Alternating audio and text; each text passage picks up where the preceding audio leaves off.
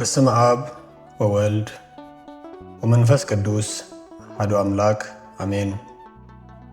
حدا منأسي نابتي عيبي عبو أبا باولي قريبو كم زخبل حاتتو أبا حساباتنا بلبوناي إنا تملالسو يشغروني اللو لبي كاب كفو حسابات بخمي كحلو يخل كبل حاتتو أبا باولي كم زيبله حدا معطعون مسكوتون زتخفت غزا نبرتو كابلي أبو بخمي كحلو يكال أتمنى سيون فتيمو يكالن أبا فلما تيزي تغفت قطعوه غقل اللو بلا لك علوخا فلما نايلبخا لدات زخونو أفكا أينغان إذان كان انتزي آتي خيوم كفاءات حسابات كم دلايوم إنا تملالسو كشغرو خيوم سلزي اتيناي فلما تنقاقا حواساتكا مكتايو ريخا زودي زعطو آتيخا إخا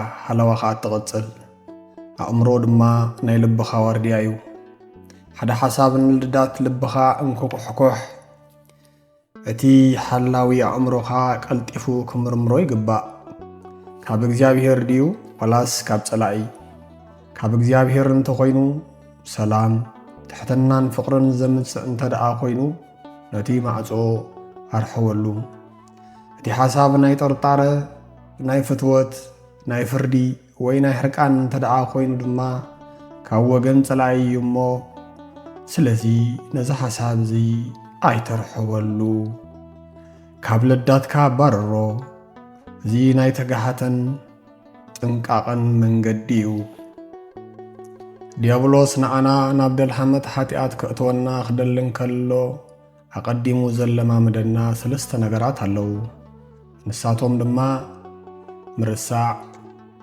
شللتنت وي تقداسنت مدفع تمنيتن يوم عبزو خونه يخون مرسع عبزو سعبلو خونت زي تقداسنت يولد نزي شللتنينت سيعبو تمنيت عبلبنا أقري تكل تمنيت دمان ود سبنا ودكاتي مرحو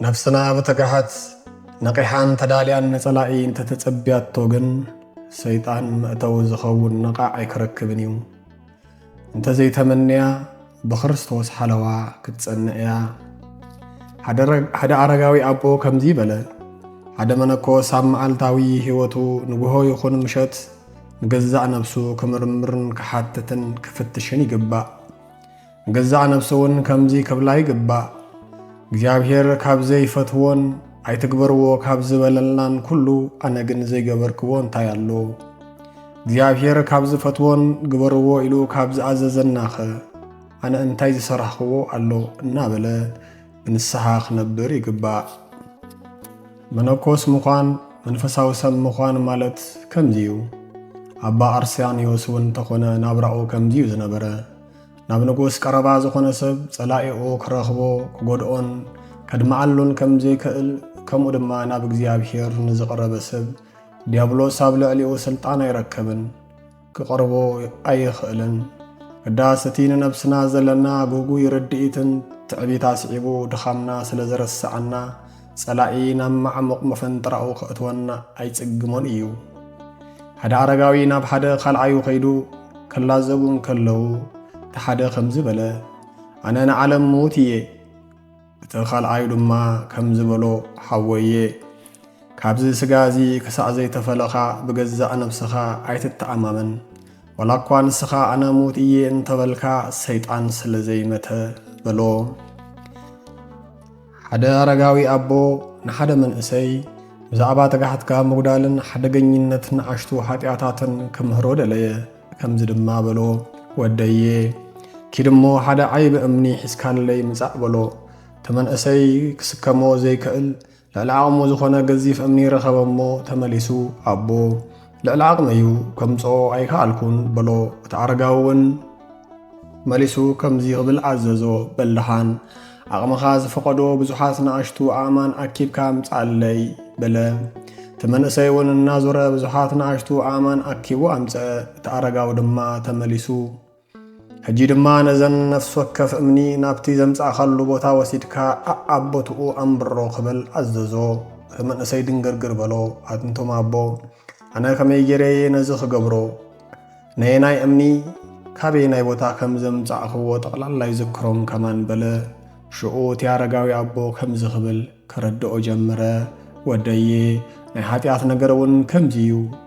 ሓደ ዓይቢ ሓጢኣት ክንሰርሕ እንከሎና ከብደቱ ስለ ዝርዳእና ቀልጢፍና ናብ ንስሓ ንምርሕ። እዚ ማለት ልክዕ ከምቲ ከተልዕሎ ዘይከኣልካ ገዚፍ እምኒ ማለት እዩ። ቅዳስ ብትግሓትን ብጥንቃቐን ዘይንነብር እንተደኣ ኮይንና መዓልታዊ ብሸለልትነት እንሰርሖም ንኣሽቱ ሓጢኣታት ከምቶም ዘምጻእኻዮም ንኣሽቱ ኣማን እዮም። ብቐሊሉ ንእክቦም ወይ ንሰርሖም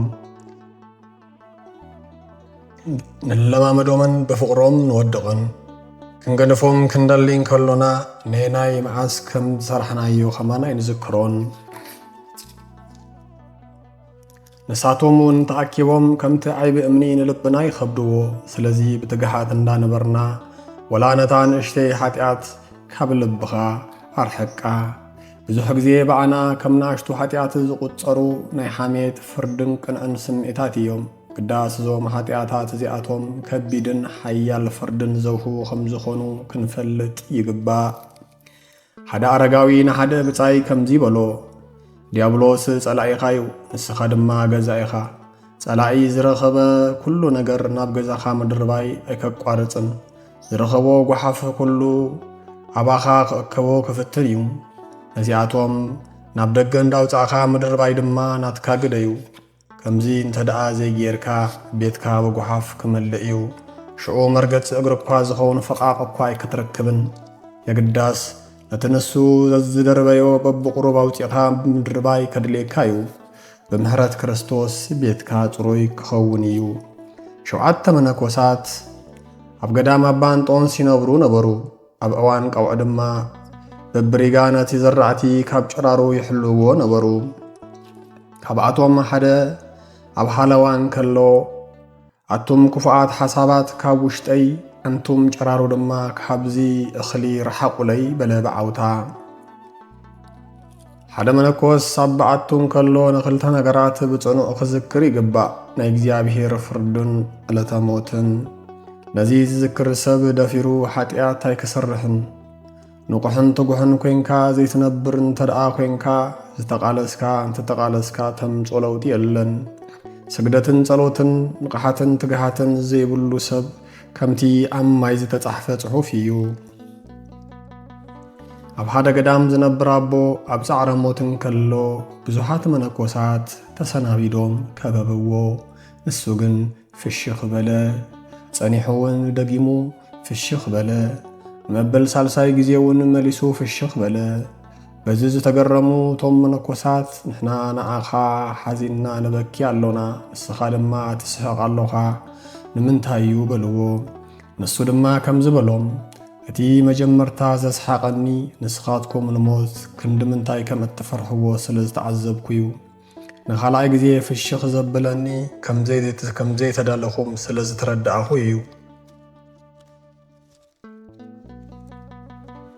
እቲ መበል ሳልሳይ ድማኒ ካብ ድኻም ዝዓለም ናብ ዕረፍቲ ይኸይድ ስለ ዘለኹ እየ በሎም። ሽዑ ነፍሱ ካብ ስጋኡ ተፈለየት። ሓደ ብጻይ ኣብ ገዛይ ክኸውን እንከለኹ ንምንታይ እዩ ልበይ ብኸንቱ ሓሳባት ዝባኽን በሎም ንሓደ ኣቦ። ቶም ኣቦ እውን ናይ ምዝራብ፣ ናይ ምስማዕ፣ ናይ ምሽታት፣ ናይ ስምዒት ሕዋሳትካ ስለ ዝሓመሙ እዩ። ስለዚ ስራሕ ናይዞም ሕዋሳትካ እንተ ኣጽሪኻዮ ልብኻ ሰላማዊን ቅሱንን ምኾነ ነይሩ ክብል መዓድዎ። ንወርቂ ከጽርዮ ዝደለየ ሰብ ነቲ ሓዊ ኣናኺሱ ቐልጢፉ ዘጥፍኦ እንተደኣ ኮይኑ ነቲ ስርሑ ኣይጠቕሞን እዩ። ከምኡውን ነፍሲ ሓደ ጊዜ ንእግዚኣብሔር እትግዛእ ካልእ ጊዜ ድማ ሸለል ትብል እንተደኣ ኮይና ኣይከትርባሕን። ናይ ሓጢኣት መጀመርታ ሸለልትነት ምርሳዕን ትምኒትን እዮም። በዚኦም ንቕሳነትን ትግሓትን ንቕሓትን ትግሓትን ይበርሱ። ስለዚ ሓጢኣት እናተደጋገመ እንተኣሸጊሩካ ነዚ ዘክር። ሎቱ ስብሃት